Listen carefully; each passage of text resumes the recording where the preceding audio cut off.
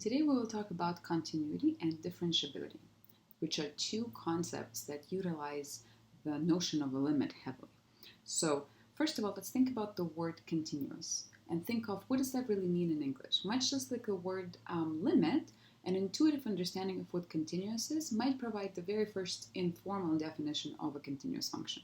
Continuous in life means something that goes on without any breaks, something that does not have anything unexpected, any kind of sudden changes. A slightly more rigorous, slightly less informal definition of continuous would be to say that a small change in input results in a small change in an output.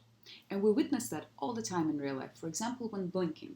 So if you're watching a bird fly by and you blink, you're not actually seeing the bird for a split second, but you expect the bird flight path to continue along a certain way because we know that birds fly continuously. So a small change in input, such as the difference in time, will produce a small change in the output, such as the bird's location. Thinking about continuous functions graphically, it actually helps to think, what does it mean to be not continuous or discontinuous?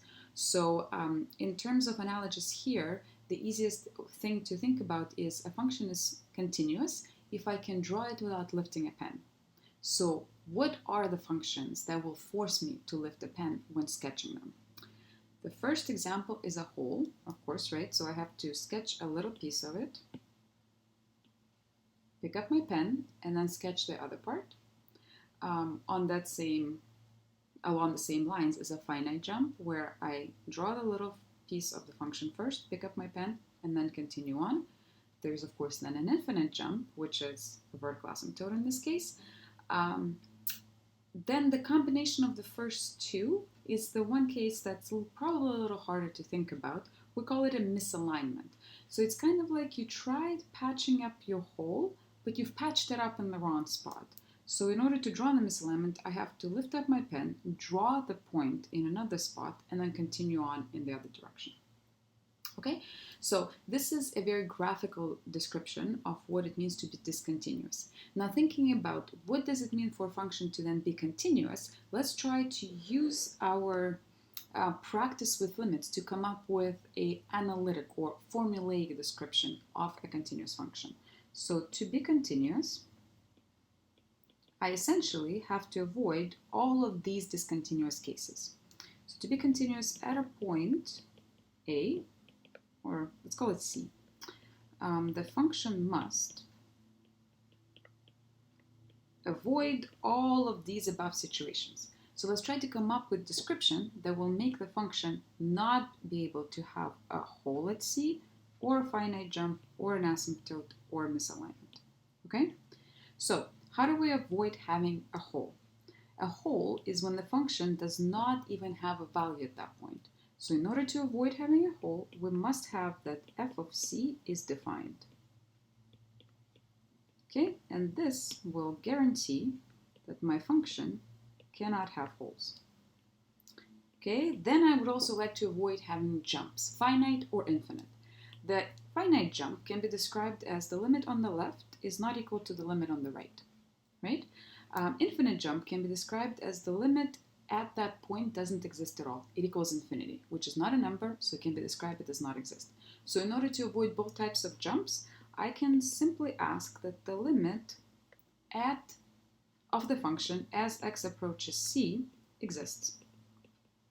Okay? And this, demanding that it exists, will then guarantee that my function has no jumps. And then finally, I would like to avoid a misalignment. And taking a look at what misalignment means, so far these two are actually satisfied, right? So this function is defined at point C, although it has a hole there. So the limit also does exist because as you come to the left of C and to the right of C, they do come toward the same point. So far we haven't ruled out misalignment. So in order to not have this, we must have that if we have a hole, then it's patched up correctly in the right spot, which will be guaranteed if the function value is equal to the limit at that point. Okay, and that's essentially saying that whatever was guaranteed to be defined by the first point and the limit whose existence was asked by the second point are actually the exact same value. So the function goes towards the point where it is in fact defined. Okay, so this will then guarantee no misalignments. Okay, so this is excellent in general, and this slide is actually quite powerful overall because look, first we started by a very verbal, very intuitive description of what continuous means. We then proceeded to describe it with a graph, and then finally ended up having a very analytic and formulaic description of it, right? So this is a verbal description of the situation. This is a graphical approach. And the most rigorous of all is this analytical description of what it means to be continuous. Okay, let's take a look at an application. So this little planktonic copepod is called Calanus pacificus, and it's been extensively studied, particularly its own feeding habits have been extensively studied in the 70s by Frost at the University of Washington. The copepod itself is pretty small, it's only about 3 millimeters in length, but it is a major food source for fish and whales and birds and is thought to have the largest biomass on Earth because while they're little, there's a lot of them. Now, the Calanus pacificus is actually a type 1 predator, which means that they will feed proportional to the amount of food present up until the point where they reach maximal feeding rate. So these points on the graph here are actual data points collected by the researchers, and they notice that 200 is where that biological switch actually occurs. Okay, so after 200, the copepod feed at around the same rate of 1250 is what they approximated. This isn't the only data they had, this is just one of the samples. But up until then, they were increasing their rate of eating as the concentration of the food was increasing as well. Okay, so they use this piecewise function to actually model the situation. Piecewise means that it's actually given in two, in this case, different pieces, dependent on the values of x. If you need practice with piecewise functions, please take a look at the pre-calculus review package. There's more resources and exercises there. Okay, so here, the first question is asking, determine the value of c here for which the limit at 200 of our function exists. So as the function is drawn now, it's continuous, right? The way that we see it now, graphically, we cannot, like what if we zoom in and there's actually a little hole? But right now it looks pretty continuous. It doesn't seem like I have to lift the pen to draw it out, right? It's asking, find the value for which this limit at 200 actually does exist. So this point of connection, that point where the behavior, the feeding behavior of the copepod switches, is where I would like to make sure that the limit actually exists. Okay?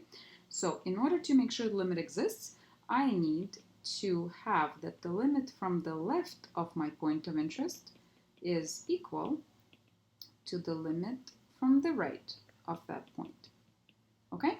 And now, the actual function is structured in very similarly the same way. So as x approaches 200 from the left, it means it's close to 200, but less than 200. So this limit corresponds to this case of the function when x is less than 200, which means that I'm going to be using this piece of my piecewise function for the formula. Okay, so this means when x is approaching 200 from the left, my function is actually cx. Whereas when it approaches 200 from the right, that means that x is bigger than 200, which then in turn means that I will be using this second piece of the function to plug in for. Okay, so here limit as x goes to 200 from the right of 1250. And now I simply have to compute those two limits and solve for c. Remember the first rule of limits, it's just to plug it in. We notice that as we plug in 200 here and there, there's no denominators, there's no square roots, there's nothing really funky going on with these functions, so I can straight up just plug it in. So here I will have 200c equals to 1250, and solving for c gives me 6.25, which means that 6.25 is the value for c that makes the limit at the point of 200 actually exist. This Notice that it's cx for the line. So this c is actually the slope of this line. So the slope of 6.25 means that the two lines meet exactly. If the slope here was a little higher, we would have a jump in the graph. If the slope of this original line was a little lower, we would have had a jump in the opposite direction, okay? But the slope of 625 guarantees that that limit exists. Now, for the second part of this question, it's asking, is this function continuous everywhere? Okay? Now remember our discussion of continuity just a minute ago, we defined what it means to be continuous at a point. To be continuous everywhere means it has to be continuous for all possible values of x. Okay? So here, this is the very first thing that we have to look at. The function is in two pieces, so let's take a look at the two pieces separately. Is the first piece continuous by itself? So is this a continuous function? Well, it's a line, and a line has no holes, no jumps, no misalignments, so it's continuous. What about this function, the second piece? Well, 1250, that's a horizontal line. Still a line, no holes, no jumps, no misalignments. So the two pieces separately are continuous. Now we just have to make sure that they connect in a continuous way. So they don't connect with a jump and they don't connect with like a weird misalignment or a hole. Okay? So the first thing you have to state though is that for all values bigger than 200 and less than 200, the function is continuous, which means that we only need to check the actual point at 200. So we need to check x equals 200. And the way we check that is based on our definition of continuity from a couple of slides ago. So in order to check that the function is continuous at some point, we actually do need to go through the motions of checking the three things that we've identified here. Okay, so let me make use of being able to copy things and put them here. These are always, these are always the things that you are going to actually check for when you're checking for continuity. Except for, I'm not checking at some point C, I'm checking, at a very, very particular point C, and that is 200. Okay, so I'm going to replace all of my occurrences of C by 200. And now I have to go through and see if these work. If one of them fails, that means the function is not continuous. But if they all work out, it means the function is continuous at the point. Okay, so is f of 200 defined? Can I compute f of 200? So again, first I have to see where does 200 sit, and x is less than or equal to 200 here, so I'd be plugging it into this expression, which means that yes, it's defined. It's 6.25 times 200. So this, yes, it's defined. The second question asks, does the limit at 200 exist? Well, this is actually exactly what we did in the first part of this question. We found the value of c for which that limit exists. So normally this will translate into computing limit from the left, computing limit from the right, making sure that they're actually the same thing. In this case, yes, we already made sure that that holds. And then the last part says, does the function value equal to the limit? And again, we can plug things in here, right? So this will be 6.25 times 200. And the limit from the right, though, was exactly computed as the exact same number, so 1250. So yes, this also works out, which means that the function is continuous at 200, which means that it's continuous everywhere. Let's now think about the derivative of the function and when that does or does not exist. We say that a function is differentiable if the derivative exists, and we say it's not differentiable if it doesn't exist. Here is the definition of the derivative that we've come up with a couple of lectures ago. The derivative, that's just a notation, is the slope of the tangent line. That's the graphical description. It's also this limit, which is the analytical or formulaic description of it, right? Remember that this was just rise over run of a secant line as the 2 points of the secant line were coming closer and closer together. So, thinking kind of like we were thinking about the continuous functions, it's easier to think about when the derivative might not exist. Because so many things have to sort of go right for it to exist. I should be able to compute this limit. I should also be able to draw a unique tangent line in order to be able to compute its slope. So first of all, in terms of the limit, in order for the derivative to exist, this limit has to exist. Remember, what were the situations where a limit could not exist or did not exist? There were cases like when the left and the right limit were not the same, or there were cases of the asymptote, so finite jump or infinite jump. Thinking about it more graphically in terms of the tangent lines, in order for the derivative to exist, I should be able to draw a unique tangent line at the point of interest, okay? And if I cannot do that, the derivative does not exist. So please pause the video here and think about, just sketch a couple of function cases where you would not be able to draw a unique tangent line at a point, okay? Now that we've thought about it, here are some of the cases when I would not be able to draw a tangent line. And this actually takes care of all discontinuous cases as well. I cannot draw a tangent line at a hole because there's nowhere to attach the line to. I cannot draw a tangent line at a jump because I don't know which side to draw the tangent line from. Should I be following the shape of this or this? If I cannot draw a unique one, I will not be able to deterministically compute the slope. I also cannot draw a tangent line at the asymptote. As the function gets closer and closer together, this point is not even defined, so there's nowhere for me to attach the tangent line to. And misalignment is kind of the same problem as the hole, right? Where do I draw a tangent line? I cannot draw it there. There's nowhere to attach it to. And I most certainly cannot draw a tangent line at a point because it's not even clear which direction it has to point in. So all the discontinuous cases are inherited for non-existence of the derivative.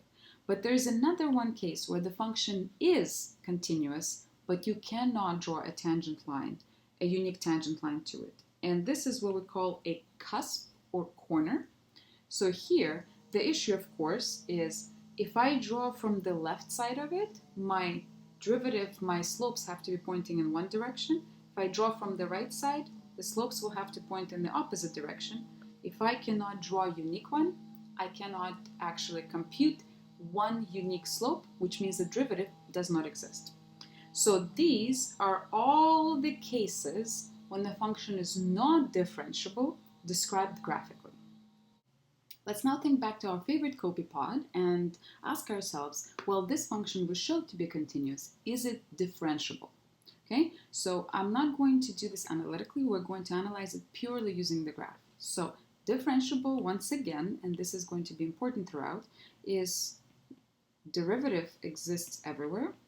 So derivative exists, which means that we can draw a unique tangent line at every point.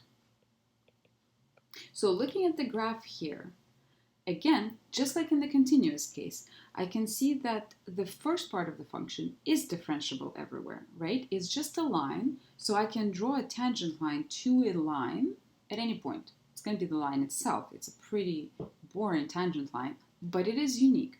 So the slope of this line everywhere is this value for c, which we actually computed to be 6.25. So in fact, I can say definitively that the derivative all along here is equal to 6.25 because that's the slope of my tangent line. Let me note that. So here, the slope, which means the derivative, is 6.25. The slope, which means the derivative here, is always 0 because the slope of a horizontal line is 0. It doesn't rise anything, but it runs. So the slope along this portion, which is the derivative of this portion, is 0. So my only question is, what is the derivative at the point of connection? The function is continuous because we've decided that at 6.25 is exactly where they will connect at the slope 6.25, but that still doesn't mean that it's differentiable. So if I look at this point here, how am I going to draw a tangent line at that point? I cannot draw a unique tangent line at a corner, right? It's not clear how is that going to go. Is it going to follow this line? Is it going to follow this line? Is it going to be something completely different? There's no way to draw a unique tangent line there. So at that point, the function will not have a derivative. So is it differentiable everywhere? It's in fact differentiable everywhere, except for at the point of connection of these two pieces of a piecewise graph. So everywhere except at x equals 200.